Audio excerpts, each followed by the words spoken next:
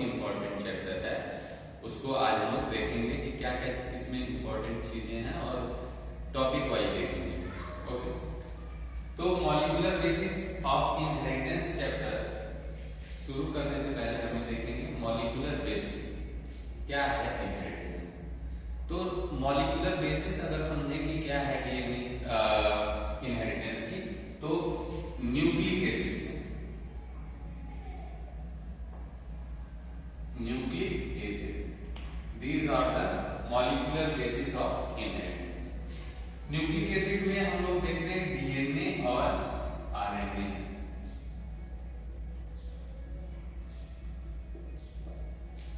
Mendel साहब ने जब अपना एक्सपेरिमेंट पी मटर पे किया तो उन्होंने कुछ फैक्टर्स बताए जो इनहेरिटेंस के लिए जिम्मेदार होते हैं। यूं तो 100 साल तक उन फैक्टर्स के बारे में पता नहीं चला, लेकिन बाद में जब पता चला तो उसकी केमिकल नेचर पे रिसर्च किया गया तो पता चला biochemically they are the DNA और आरएनए जो कि जेनेटिक मटेरियल थे, उन्हें न्यूक्लिक एसिड भी कहते हैं, ये पता चला। तो चूंकि ये बायोकेमिकल हैं और इसीलिए इनको मॉलिक्यूलर बेसिस बोला जाता है इनहेरिटेंस की।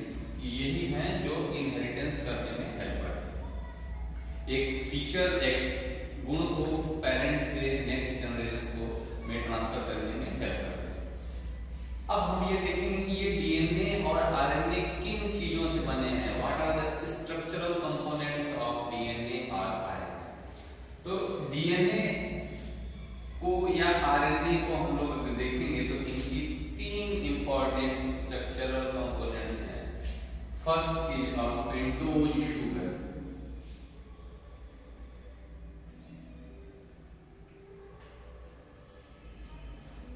Second thing is nitrogenous base,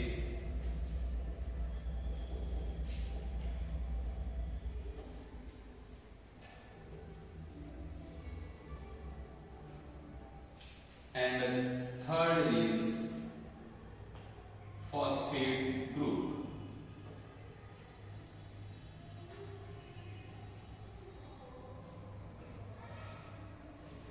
These 3 components are found in both DNA and RNA. ये तीनों ही चीजें डीएनए में भी पाई जाएंगी और आरएनए में भी पाई जाएंगी। थोड़ा थोड़ा सा स्ट्रक्चरल चेंजेस आते हैं इनमें और इनमें, यानी कि पेंटोज शुगर और नाइट्रोजनस बेसेस थोड़ा थोड़ा स्ट्रक्चरली डिफरेंट होते हैं डीएनए और आरएनए। यही देख लेते हैं क्या डिफरेंसेस हैं। जैसे पेंटोज शुगर नाम से ही पता चल रहा है कि ये जो शुगर है ये 5 कार्बन का कंपाउंड है, तो इसका स्ट्रक्चर इस तरह का है।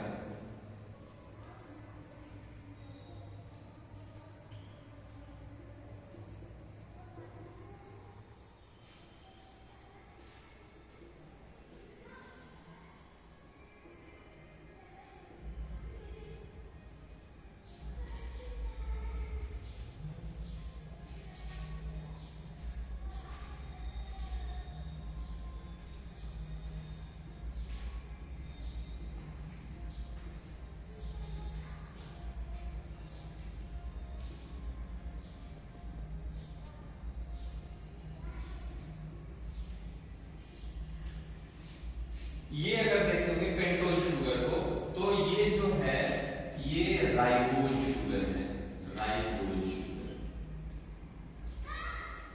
क्यों राइबोज शुगर है?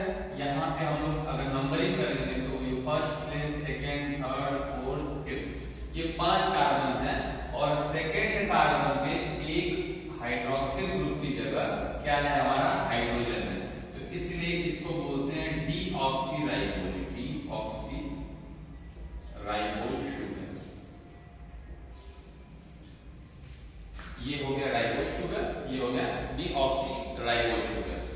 ये फर्स्ट डिफरेंस है आरएनए और डीएनए में, जो कि पेंटोज शुगर में पाया जाता है। सेकेंड प्लेस पे एक हाइड्रोजन ग्रुप पाया जाता है डीएनए में at the place of hydroxyl group. Second thing nitrogenous base. Nitrogenous base 2 तरीके के होते हैं, एक जो है डबल मेंबर्ड रिंग होती है और एक सिंगल मेंबर्ड रिंग होती है। तो जैसे कि इनको 2 कैटेगरीज में बांटा गया, प्यूरीन्स and पाइरिमिडीन्स।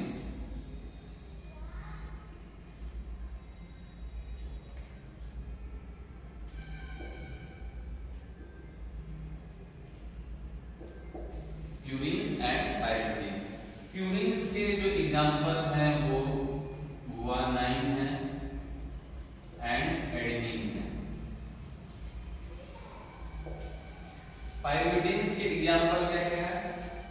Cytosine, uracil and thymine.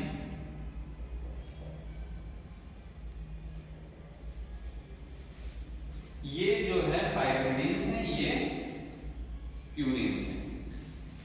अब ये जो पायरिमिडीन्स हैं इनमें जो ये है थाइमिन और यूरेसिल, ये जो यूरेसिल है ये आरएनए में पाया जाता है और ये जो थाइमिन है ये डीएनए में पाया जाता है। यानी कि बाकी सारी चीजें सेम रहेंगी, but in the place of thymine the uracil is present in RNA. ये चीजें रहेंगी। तो दो बेसिक डिफरेंसेस है क्या क्या? एक तो राइबोज शुगर प्रेजेंट होगा at the place of deoxyribose और दूसरा थाइमिन के प्लेस पे यूरेसिल प्रेजेंट होगा आरएनए। ये दो बेसिक डिफरेंस है। बाकी फॉस्फेट ग्रुप दोनों में ही प्रेजेंट होता है। तो ये है हमारे तीन structural component of nucleic acid या डीएनए और आरएनए। अब ये कैसे जुड़ के क्या क्या चीजें होती, कैसे एक दूसरे जुड़ते हैं और कैसे पूरा डीएनए या आरएनए बनता है, उसको हम लोग देखते हैं।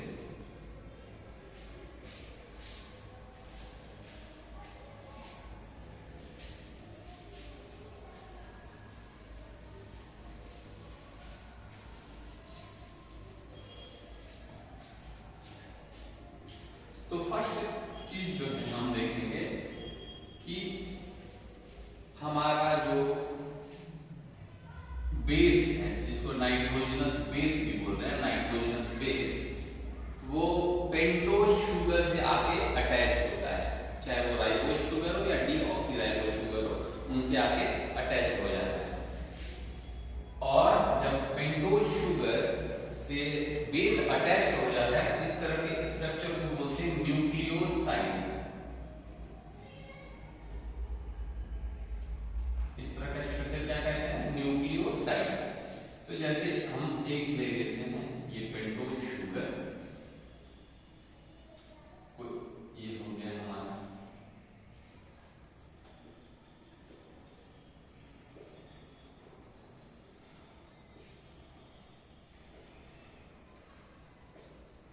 ठीक या ऑक्सीजन।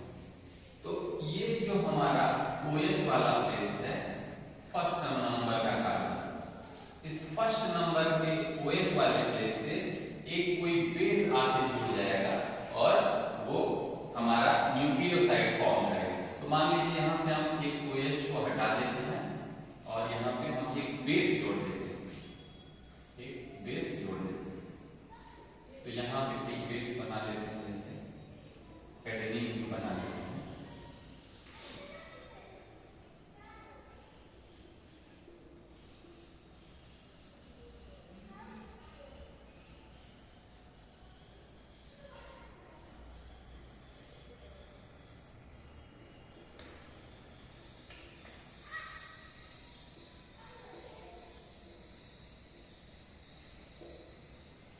ठीक है, तो ये हो गया हमारा स्ट्रक्चर। ये एडेनिन हो गया, एडेनिन का स्ट्रक्चर। अब ये एडेनिन का स्ट्रक्चर इस वाले नाइट्रोजन से, ये वाले नाइट्रोजन से, ये वाले नाइट्रोजन से यहाँ पे जो OH ग्रुप था इसको रिप्लेस करते हुए यहाँ पे आके जुड़ जाएगा, बॉन्ड लेते हैं। ये अगर OH हटा देते हैं और यहाँ पे ये नाइट्रोजन आके जुड़ जाता है, तो जो बॉन्ड बनेगा वो बोला जाएगा N glycosidic bond. N glycosidic bond बनेगा। एन ग्लाइकोसाइडिक बॉन्ड से बेस एडेनिन यहाँ पे पेंटोज शुगर से अटैच हो गया और ये पूरा स्ट्रक्चर बोला जाएगा न्यूक्लियोसाइड। तो जो न्यूक्लियोसाइड बना उसका क्या नाम रख सकते हैं हम लोग? क्योंकि इस एडेनिन से अटैच है, इसको बोलेंगे एडिनोसिन। एडिनोसिन ये हमारा बन गया एडिनोसिन, जो कि एक न्यूक्लियोसाइड साइड। अब तीसरा जो स्ट्रक्चर बनेगा, अभी हमने दो कंपोनेंट्स को जोड़ा है, क्या क्या, एक तो बेस को जोड़ा और सेकंड थिंग को हमने पेंटोज शुगर, तो दोनों को एक दूसरे से अटैच किया और न्यूक्लियोसाइड पर। अभी थर्ड वन बचा है जिसको हम बोलते हैं फॉस्फेट ग्रुप।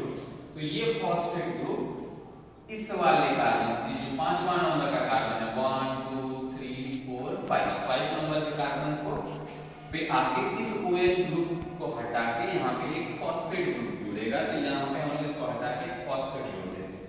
जैसे यहाँ पे ये B हो गया, ठीक है, यहाँ पे O ऐसे, ठीक,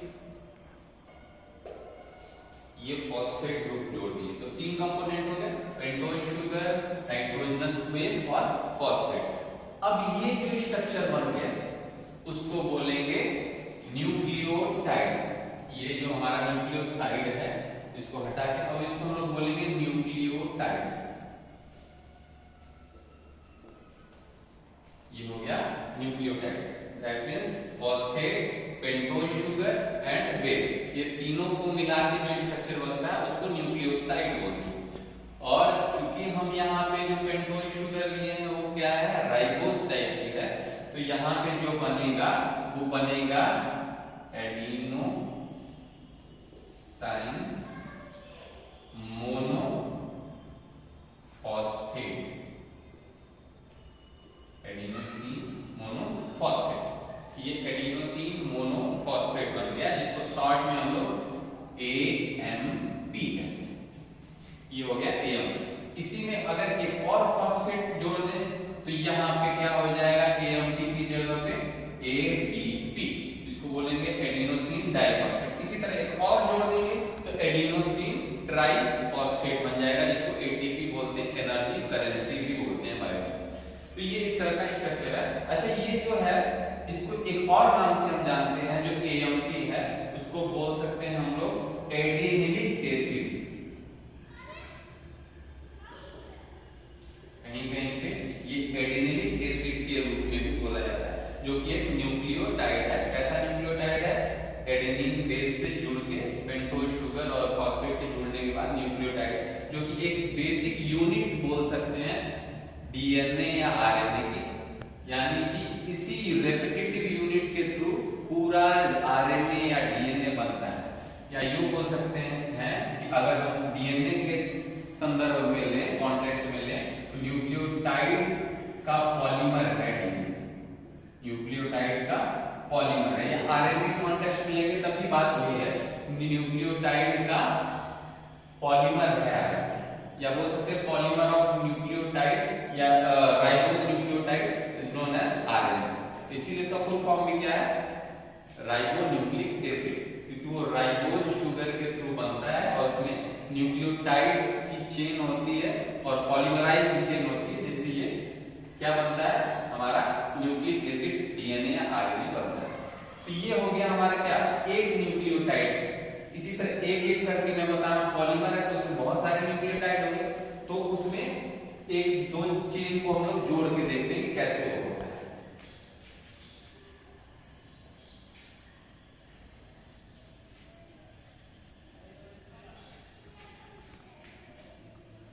जैसे यहाँ पे अब थोड़ा हम लोग शॉर्ट में देखेंगे कि यहाँ पे ये है हमारा पेंटोज शुगर, यहाँ पे एक कोई बेस एडेनिन जुड़ा हुआ है, एडेनिन, ठीक है, और फिर ये हो गया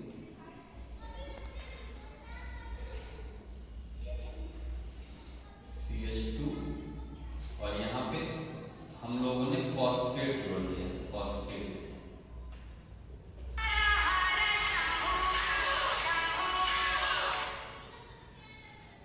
अब ये फॉस्फेट जो जुड़ा था, थोड़ा सा मैं बताना भूल गया था, ये जो फॉस्फेट जुड़ा था, ये फॉस्फेट जिस बॉन्ड से जुड़ा होता है उसको बोलते हैं फास्फोएस्टर बॉन्ड, फास्फोएस्टर बॉन्ड। ये जो फॉस्फेट होता है वो फास्फोएस्टर बॉन्ड से जुड़ता है पेंटोज शुगर से। अब ऐसा ही एक और न्यूक्लियोटाइड हम बना लेते हैं यहाँ पे मान लीजिए फर्स्ट कार्बन पे हमारा एडेनिन है और यहाँ पे ये एडेनिन की जब कोई भी ले सकते हैं, थाइमिन ले सकते हैं, गुआनिन ले सकते हैं, यहाँ पे, उसके बाद यहाँ H हो गया, ये हो गया OH H, और ये हो गया HOH, यहाँ पे CH2, ठीक, यहाँ पे फॉस्फेट लगा दें।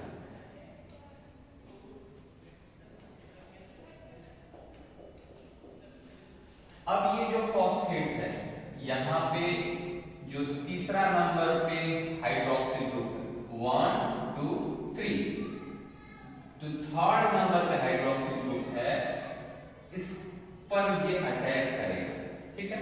और जब ये अटैक करेगा तो यहाँ से हाइड्रोक्सिल ग्रुप रिमूव होके क्या बन जाएगा, H2O रिमूव हो जाएगा, H2O निकल जाएगा, और यहाँ पे इन दोनों के बीच में एक बॉन्ड बन जाएगा, यहाँ से इसके बीच में एक बॉन्ड बन जाएगा, इस फॉस्फेट ग्रुप के ऑक्सीजन से और यहाँ पे कार्बन के साथ एक बॉन्ड बन जाएगा, और इसी बॉन्ड को बोला जाता है फास्फोडाइएस्टर बॉन्ड।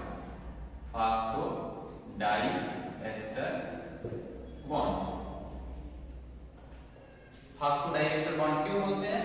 क्योंकि ये वाला जो फॉस्फेट है इसके साथ भी क्या बना रहा है, एक एस्टर बॉन्ड बना रहा है, और इसके साथ भी एक एस्टर बना रहा है, इस पेंटोज शुगर के साथ भी एक एस्टर बॉन्ड बना रहा है, और इस पेंटोज शुगर के साथ भी एक बॉन्ड बना रहा है, और इसीलिए ये क्या है, फास्फोएस्टर बॉन्ड, सॉरी फास्फोडाइएस्टर बॉन्ड है। कैसा है, यहाँ पे ये 3 पोजीशन है और यहाँ पे ये 5 पोजीशन है, तो 3-5 फास्फोडाइएस्टर बॉन्ड है, 3-5 फास्फोडाइएस्टर बॉन्ड है। तो हम लोगों ने क्या देखा, यही है, इसी तरह कर करके बहुत सारी यूनिट्स न्यूक्लियोटाइड की जोड़ जोड़ के पूरा डीएनए या पूरा आरएनए बन जाता है। तो आज की वीडियो में इतना ही, बाकी हम